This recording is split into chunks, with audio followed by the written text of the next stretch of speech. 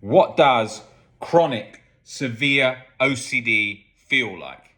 Well, it feels pretty crap if you're in the sort of mental trapeze of chronic guilt and anxiety 24/7 with cortisol soup bathing your brain. That's what it feels like, to put it in those words. It feels overwhelming from the moment that you get up. That first second you wake up, your brain hasn't kicked in. So it's like you get that nice feeling if you're not experiencing physical anxiety symptoms of non-restorative sleep and so on. But what happens is you tend to wake up, your brain gradually drifts into being awake. And then in that one split second before the brain's kicked in to sort of conscious reality, what you experience is that nice feeling for the first few seconds, restored, rested, and then bang, straight in with whatever is bothering you with OCD. Maybe chronic guilt from the past, 24/7 latched to a false memory real event. That was very much my own journey in the past. That locked on 24/7, boom, straight in the morning. So that then hits you when you're just starting a day, and it can feel like, what's the point? This is hopeless. Doesn't even give me a second's rest. That's why then people get angry and then start hitting themselves on the head, start sort of massaging the prefrontal cortex where they imagine it to be, to try and get themselves to calm down, tapping on their head, any different thing to sort of kick-start that feeling, which obviously does not work. But we all do these kinds of things, and then we frantically chase the past to find that sort of missing piece that we think if we get right in our head about the past, we'll have relief today to start the day. And because when we start a day, it's a series of habits. We go and brush our teeth. We may work out. We have breakfast straight away. Whatever we do, maybe have a shower. All these habits, when you're just starting your day, you're like, oh, I've got to now go and approach all these habits. But then you're being plagued by chronic guilt and anxiety. So you think, what's the bloody point? I'm being smashed with this. I might as well just lay in bed. Now you've got sore tension in the muscles in your neck, and you've got the laptop positioned on your chest as you're just sort of about trying to make it through the first moments of the day whilst cortisol's whacked up to 10. That's what it feels like straight from the beginning. The chronic guilt may be saying, oh, you should go and hand yourself in, then you'll feel relief. So you're debating, do I go and hand myself in? Or maybe you're debating going to the doctors for the umpteenth time to get checked, thinking that you will then get relief. Everyone has a different journey, different symptoms, different things going on in their head at that point in time in the morning, right? And that's how it feels. It feels very overwhelming, first thing, okay? Now, when we look back at our life, you can easily think, I'll give you an example here, actually. As I've often mentioned on here, I'm a collector of all toys, vintage toys and computer games from the 80s and 90s. Nostalgia, because it was a great period of my life, not because, I need to cling to that period of my life, but because of the great memories, like any collector who collects things and loves going back over all the things that they collected in the past, because that's the passion, that's the hobby. But if I'm now sort of associating it to OCD, if I take, for example, this, which is a Super Soaker 100, right? Now, that was the water gun of my era. That was a dream toy at the time, and I had one, and that was released on the TV in ads, and I thought to myself, wow, I've got to get one of those. It's just sort of sprayed water so much further than other guns. Really wanted one of those, and that was when I got one and I was in the garden using that. That was a very happy moment of my life, and I can think of those great moments, right? And this was, I found this one on eBay about 8 months ago, and I sent it off to be one of the first sort of graded ones, because I had to try and find a one that was really in good condition, because it's very hard to find them. And that was one of the first graded ones to be done. And when I put that on the shelf and I looked at that, I have the good memories of the past, right? And I look at that and I think to myself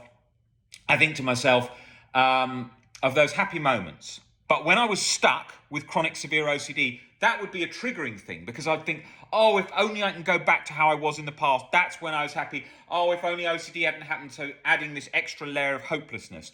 But now, because I'm in a position of baseline peace and feel exactly the same as I always did, but more improved because I don't want to go back to the old me because I didn't have these perceptions, this sort of empowered way of living today that back then.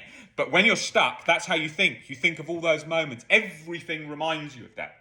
Every holiday, oh, that was when I didn't have OCD. And then OCD is in that too. So you think back and go, oh, that was the holiday when I had the fear about getting this disease. Oh, that was the holiday when I had that existential fear of solipsism. You know, you can remember it all through that lens of OCD because our brain, obviously the consciousness, how we're living and going about life, OCD is sort of filtering through that lens. So you're getting into a situation where that's then being sort of how you see the world. As your perspectives change, your reality changes. But OCD, when it's locked on, becomes in your reality, you know? You're living with that, and that's also part of the fear. Oh my God, all my happiest moments are going to have chronic guilt and anxiety plaguing the scene. Particularly triggering moments for people when they're having babies, when they're getting married, when they're buying a house, because they think, oh my God, those moments are going to be ruined by this. Any moment. When I had sensory motor OCD, doing this video would be ruined by that. Oh my God, what if I can't stop thinking of the word dog 24/7 throughout the video and can't concentrate and can't think? Then I can never be happy. Then I can never feel free, and it'll be the worst thing ever, ever, ever. That was a very scary fear for me, those sensory motor ones, saliva, breathing. It felt like I was in laboured manual breathing, locked on 24/7. And then the repeated word one. If I can't just stop repeating any word, butterfly, dog, whatever, over and over and over, 24 hours a day, every mental experience is being sort of taxed by this mental, intrusive, machine gun-like torture. So we can understand, looking back on reflection, those moments and see them now with a different view. And like I said about this, I look at this as happy moments. I can look at things from my deep, dark moments of OCD and think, oh, I remember watching, for example, favourite film of mine, Silence of the Lambs. I remember seeing that when I was 21 in the pits of despair with OCD. And I thought, I've put this film on, I'm so tired, so fatigued. My back's like constantly feels like it's made of steel because of how knotted it is from tension, because of physical symptoms. I thought I'll put this on. Someone says it's a good film. I'll watch this. And I took in the film and enjoyed the film, even though I was being plagued with 24/7 chronic guilt that felt like my whole life was destroyed. I still enjoyed that. Then I watched The Hannibal, then I watched Red Dragon, Manhunter, all of those. And I love the process of watching the films and enjoying the films and taking in the films. They're good exposure for some people with harm OCD. That wasn't what was triggering me. But I was 24/7 locked, knotted in the stomach, acid reflux, tension throughout the body, palpitations. Watching that film, if you said to me now, do you want to go back to how you feel when you're watching that film? No, I don't like that feeling of how I felt. But I'm not scared of that. If it happened again, so be it. There's not that resistance of, oh my God, I don't want that to happen so much on guard. And that's also key for the getting over the fear of fear and giving up that chronic sort of on the back foot approach where we're trying to watch anxiety coming in and sort of pervading our field of vision once again. We don't want that. And so when I watched those films, I could take it in through my eyes and take in the experience. The same as someone in a hospital bed with cancer can take in the experience of seeing their grandkids next to them, even though they're stuck in that health 24/7 different physical health state, right? And that's key to remember, because then you're gradually shifting away from needing the external to deliver you what you want. Philosophy is all about that. It's learning to change your perspective. It's learning to become more accepting of death, learning to become more accepting of life, learning to become more accepting of loss of control. These things are absolutely key to being aware of giving up that internal resistance, which is what is fueling most anxiety, PTSD, all of them fueled from the same thing, which is all internal control, terror, on the back foot, avoidance, not going, facing the fears, not knowing how to shift down that perception to bring the nervous system down a gear back to the baseline state of peace. And you do that through gradual changes in your perspective and life philosophies, so you're able to reframe those highly anxious moments down to a baseline of calm. And you can do it. You are not the exception. You are not broken. You are not this rare case that we've never seen before. You know, I've been working with OCD and anxiety disorder for about over 15 years. And I've probably worked with realistically around 20,000 people, including all the people who've come to the webinars. So I have seen some of the most severe cases of OCD on the planet, because those people come in to see me, and those situations I see all the time.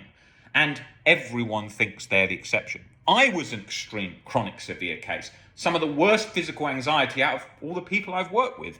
I could list the symptoms for hours, and I cover them on this page. And so when I look back at my own journey, I think, well, all of that was the response of the nervous system due to current perspectives I held that period of time delivering that nervous system response.